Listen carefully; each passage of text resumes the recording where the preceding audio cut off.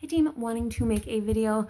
I just read a book. It was actually suggested by a friend, so I wanted to make a video. I did finish a book. It is called One Last Stop. It is by Casey McQuiston. It is actually, like I said, it was suggested by a friend, kind of it was a fluff piece, if you will, but also some true crime in it. It was about an LGBTQ relationship, two women that kind of crossed time and space to be together. And so, as I will be honest, I used to absolutely adore romance novels. I read so many of my mother's, that she had down on the shelf, down in the, down in the, early 2000s, I'd say, when I was kind of coming of age, becoming a teenager, and I was curious. And so I read a bunch of them. My sisters and I all read them together around about the same time, and so it was family bonding. We had our favorites that we kind of passed back and forth. And so this one is a modern, obviously, LGBTQ romance, and it was definitely kind of following along the lines of what you would presume for kind of an LGBTQ storyline. They touched on some themes of women's rights and LGBTQ rights throughout history. I will apologize, I am shortening. Normally I would say LGBTQAI2+, but for this I'm going to make it shorter just so it's less of a mouthful. But it touched on history.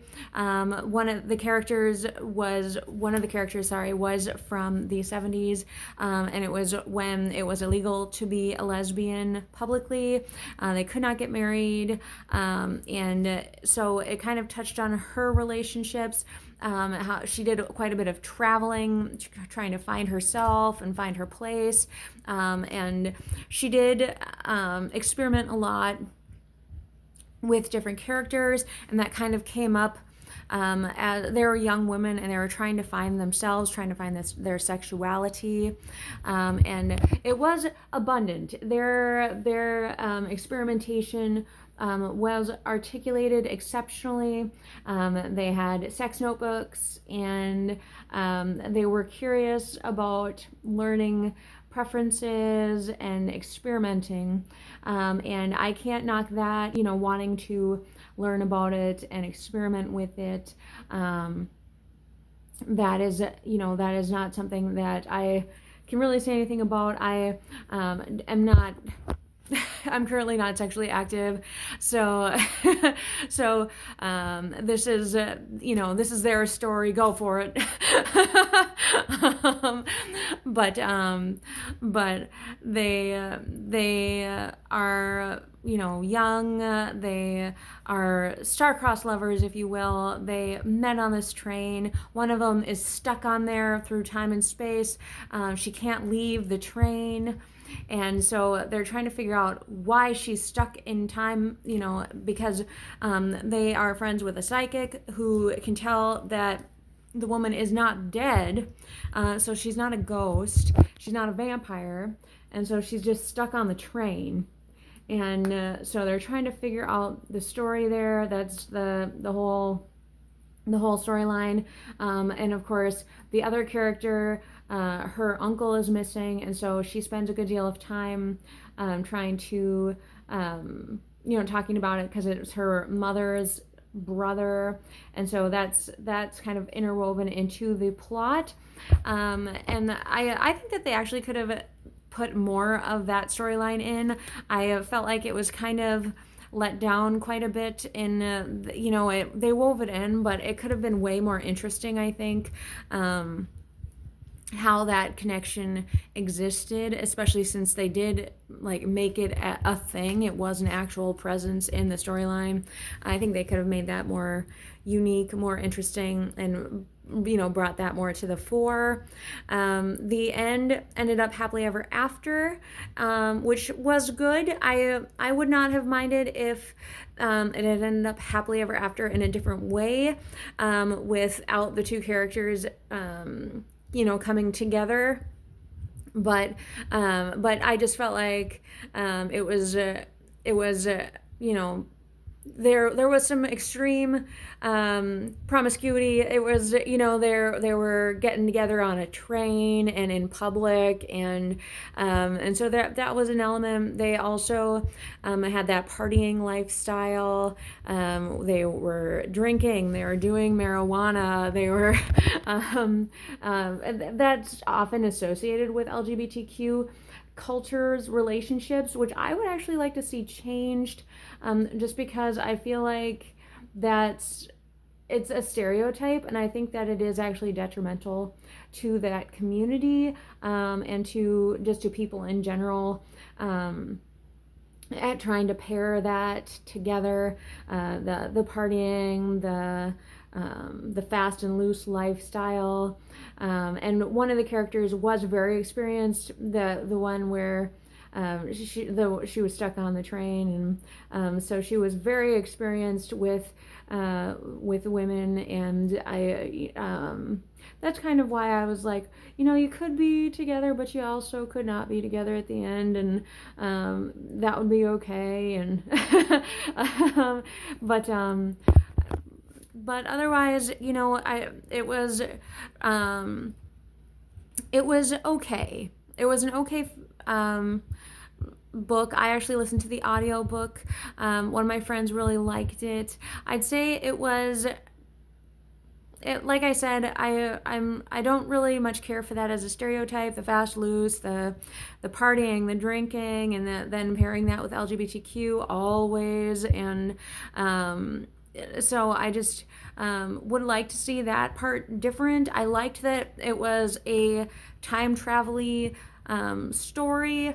Again, I would have not minded if there was another more time travel-y element, and if they had tied the crosses in time a little more dynamically.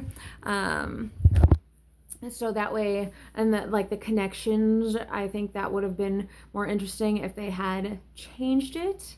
There was a lot of music involved. It wasn't my style of music. It was kind of punk rock, post-punk, I think was the genre, and that's not something that I've ever really been interested in per se. I don't mind, I've heard of some of the bands, and I wouldn't mind listening to some of the bands, and I'm sure I know more songs that, Queen was one of them that was referenced, and I do like Queen, and so it was okay. I'm out of my music phase.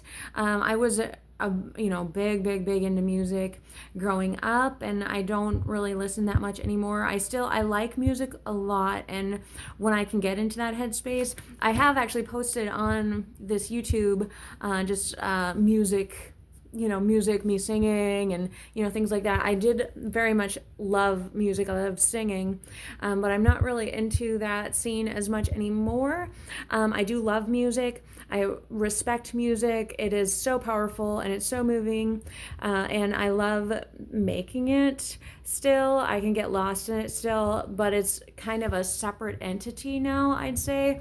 It is separate from myself. Before, we were so interwoven. It was me, music, and that kind of that was my companion over time. And now I kind of joke, I have discovered everything else. I've got so many other things going on right now, and so it's not missing anymore.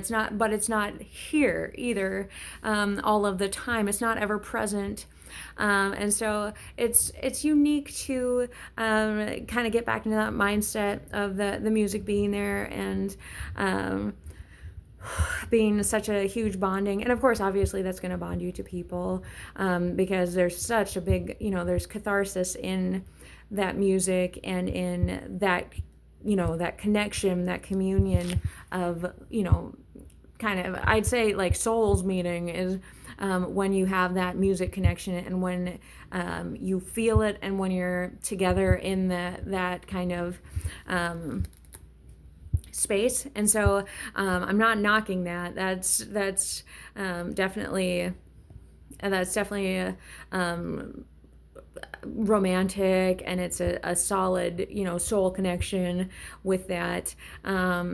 But it just wasn't, it's not where my headspace is right now. I was down in the Twin Cities, didn't really use the public community transportation. I have been on the city bus in a few different places, and I've been on the metro, the tube in England, and but I'd say the whole of it wasn't where I'm at. It's not something that I could just really align with. So for me, it was kind of a miss. I thought it was, a nice story. I would have liked to have seen it so different. And so, which is so weird because one of my friends really liked it. So I don't know, maybe it was a solid fluff piece. It was something that I would have loved, probably in my, late teens, early 20s. I had a trend where I was really into LGBTQ soap operas and like TV show moments, and I was watching a lot of films, and I do support LGBTQAI2+ relationships. I believe love is love. I want to see equality. I don't want people to be unable to get married if they have that connection to someone else. I want them to be together, and to me that doesn't matter, if they are male, female, or however they so choose to designate themselves. I want them to be able to be themselves, and I want them to be together with the person that they want to be together with, that person that they can find that soul connection to, their partner. And so I don't have any problems with that. I've had a few, just scant moments of communion, of potential with someone of the same sex, and so I'm not going to knock that. I think that it's about the person, and about that connection. But that being said, I would like to see the book completely different, and to me it was a little bit long too. There was too much sex, I'd say, too much of the experimentation. I would have liked to see more about the uncle, about the crime, about her degree program, a little more about their lives, and less sex on a train. But I think when you're of that age, you are, it's something that's really important to you, and you want to learn about the experimentation and about communion and things like that. So I can understand why. I think it was geared towards a little bit more of a younger audience, and so that's otherwise I'd like to see it completely different, but I'm also in a completely different headspace and a different place in my life, and so that's all I have to say about it. I'm glad that someone shared it with me. I didn't think it was bad. I just don't think that, it doesn't jive with my lifestyle, and I feel like it played too much on the stereotypes, and I would have liked to have seen it different. So with that, I will talk to you later, and bye!